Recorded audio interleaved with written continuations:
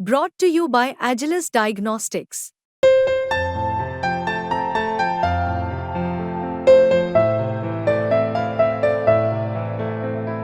Agilus Diagnostics.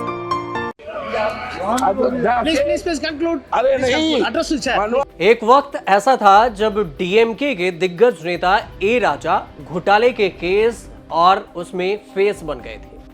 UPA सरकार 2 में telecom मंत्री होते थे। 1,76,000 करोड़ रुपए के 2G घोटाले से मनमोहन सिंह सरकार और ए राजा की भयंकर बदनामी हुई थी। कैबिनेट मंत्री से ए राजा सीधे तिहाड़ जेल भेज दिए गए। 13 साल बाद राजनीति ऐसे पलटी कि 2G घोटाला रहा ही नहीं। राजा पर घोटाले का कोई आरोप साबित नहीं हुआ। अब 2G घोटाले का जिक्र नहीं होता, लेकिन राजा खुद हंसी मजाक में खुद को स्पेक्ट्रम राजा कहते हैं। अब ए राजा का जिक्र इसलिए क्योंकि उन्हें मिलता है संसद में तगड़ा प्रमोशन। जिस संसद में कभी घोटालेबाज राजा के नारे बीजेपी सांसद गला फाड़ फाड़ कर लगाते थे, उसी संसद में राजा को मिला राजा जैसा दर्जा। ए राजा बिठाए गए हैं लोकसभा स्पीकर की कुर्सी पर। मोदी सरकार और स्पीकर ओम बिरला की सहमति से राजा को पीठासीन स्पीकर बनाया गया है। बजट सेशन में कई मौकों पर ए राजा स्पीकर की कुर्सी पर बैठकर संसद चलाते दिखेंगे और कई बार वो दिख भी चुके हैं। लोकसभा में स्पीकर और राज्यसभा में चेयरमैन सदन के हेड होते हैं, लेकिन हर समय कुर्सी पर बैठे नहीं रह सकते। लगातार तीसरी लोकसभा में डेप्यूटी स्पीकर की नियुक्ति नहीं हुई है।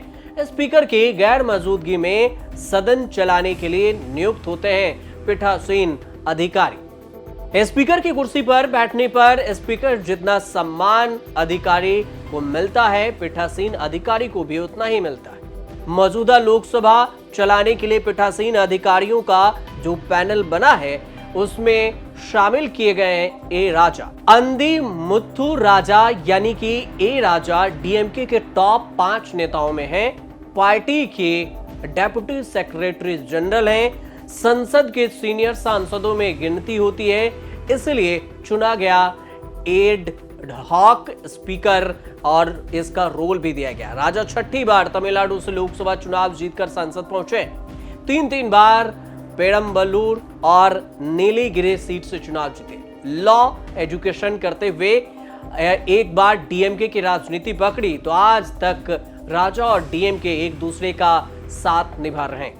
पहले करुणानिधि की पसंद रहे, आज एमके स्टालिन के चहेते बने हुए हैं। 1996 में पहला चुनाव जीतने के बाद राजा ने कभी पीछे मुड़कर नहीं देखा। डीएमके ने जब जिस सरकार को समर्थन दिया, राजा को मंत्री पद मिला। डीएमके कोटे से वाजपेयी सरकार में भी मंत्री रहे, फिर यूपीए सरकार में भी बड़े पद संभाले। बड़ा खेल तब हुआ जब यूपीए सरकार 2 में डीएमके कोटे से टेलीकॉम मंत्री बने। 2G स्पेक्ट्रम आवंटन में धांधली के आरोप लगे।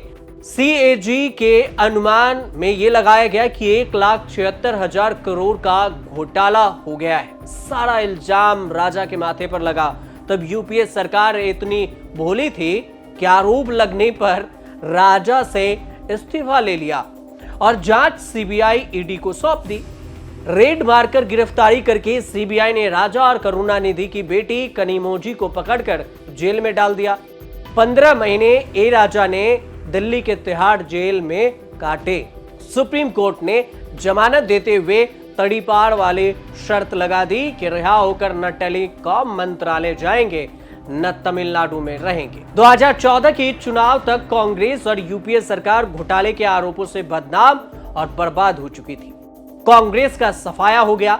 उसी चुनाव से देश में मोदी राज कायम हुआ और ए राजा नीलगिरी से अपना चुनाव भी हार गए। राजनीति वापसी असंभव हो चुकी थी, लेकिन राजनीति से फिर पलटी मारी। 1,76,000 करोड़ का 2G घोटाला कोर्ट में साबित ही नहीं हुआ। 2017 में राजा और कनिमोझी बरी हो गए और फिर माथे पर लगा स्पेक्ट्रम घोटाले का दाग धुल गया। 2019 के चुनाव से राजनीति वापसी करके राजा हर चुनाव जीतते रहे और अब तो संसद के सर्वोच्च आसन पीठासीन अधिकारी बने हैं और बैठने से भी अब पुकारे जाएंगे रेस्पेक्टेड स्पीकर सर। और ऐसे में चर्चा तो होना लाजमी था। फिलहाल आप देखते रहिए न्यूज़ टाइम।